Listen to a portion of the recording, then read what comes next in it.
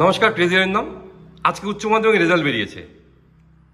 আমাদের সোয়াদ্র সিনহা 481, যুগ্মভাবে ও ধূপগুড়ি প্রথম, নিহারিকা বসা দুজনে একই পেয়েছে।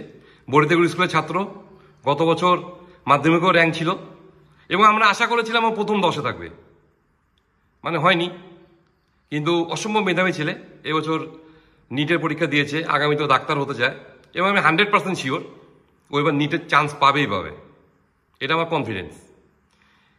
আজকে ওর মুখে শুনবো, সোয়াদ্রের মুখে, ওর এই সফলতার কথা। ওর একটু মনটা খারাপ, কারণ 490-এর উপরেও মার্কস আশা করেছিল, হয়নি, 481। তো আজকে ওর মুখে শুনবো ও পড়াশোনাটা কীভাবে করতো।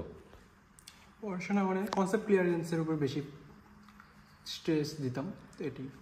আর এই যে তোমার মানে কি, তুমি তো টার্গেট ছিল যে 491, 490-এর উপরে, এবং 480 প্লাস ধরেছিলাম। মানে তুমি স্যাটিসফাইড? আমি স্যাটিসফাইড ভালোই। আচ্ছা, এমনি ধরো পড়াশোনাটা ধর তো সবাই করে, এই যে তোমার ফোকাস, মানে একটা যেমন যে একটা ফোকাস দেখছি, এর আগেও দেখলাম মাধ্যমিকের সময় তুমি টপার ছিল, তখন আমি ভিডিও করেছিলাম, তোমার কথাবার্তা আমায় খুব ইনসিস্ট করছে আর কি। সেটা হচ্ছে এই যে ফোকাসটা তুমি কীভাবে ধরে রাখো? পড়ার সময় ওইটা শুধু কথা ভাবলেই ফোকাসটা থেকে যাবে। বুঝলাম না ঠিক।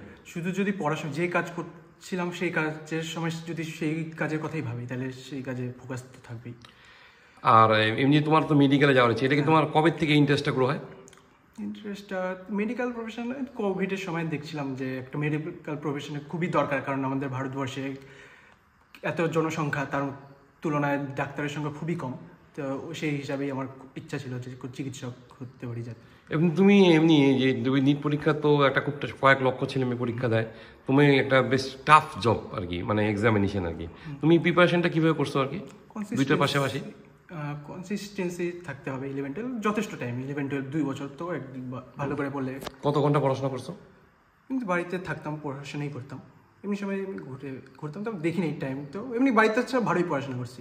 আর হচ্ছে অনলাইন কোচিং করছো তুমি কোনো? অনলাইন কেমন কোচিং করিনি, এমনি পড়াশোনা এমনি সব জায়গা থেকে সুবিধা, মানে হেল্প নিচ্ছি, যেখান থেকে ভালো কনসেপ্ট ক্লিয়ারেন্স হয় সব জায়গা থেকে ভালো। আর মোবাইলটা তোমার জীবনে কেমন, কি রকম ভূমিকা নিয়ে? মোবাইল তো খুবই ভালো জিনিস, যদি থেকে তাকে ভালোভাবে ইউজ করা যায়, হেল্প করার জন্য। তবে মোবাইলে ডিস্ট্রাকশনও আসে খুব। যারা আগামী বছর, যারা 2025 সালে যারা উচ্চ মাধ্যমিক পরীক্ষা দিবে, তারা সবাই চায় নিয়ার এগোতে, সবাই চায় সোহাদ্রের মতো নাম্বার পেতে, মানে একটা প্রচারে আলো থাকতে চায়, এবং সবারই একটা চিন্তা ভাবনা যে অনেক ভালো ভালো ছেলে কিন্তু দুপুরতে বেরোচ্ছে। তো এই ব্যাপারে তাদের ক্ষেত্রে তোমার কি পরামর্শ, পড়াশোনাটা কীভাবে করতে হবে? ভালো করে ফোকাস রেখে বা মাথা ঠান্ডা রেখে যদি ভালো করে পড়তে পারে, আর নিজের উপর ভালো কনফিডেন্স রেখে, অন্যের কথা না শুনে, নিজের মানে ভালো লোকের এক্সপিরিয়েন্স লেখার কথা শুনে নিজের উপর ভালো করে কনফিডেন্স রেখে কাজ করে যাও। এই তুমি কনফিডেন্স কথা বলো, নিজের প্রতি যে কনফিডেন্সটা, এটা আমি কীভাবে আনতে হবে? পরিশ্রম করতে হবে, করলে একাই আসবে।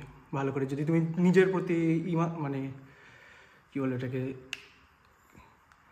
নিজের প্রতি যদি তুমি আস্থা মানে নিজেকে প্যাম্পার করা, মানে তুমি নিজের প্রতি যদি ইমানদার থাকো, তাহলে একাই কনফিডেন্স থাকবে, নিজেকে যদি না ফাঁকি দাও।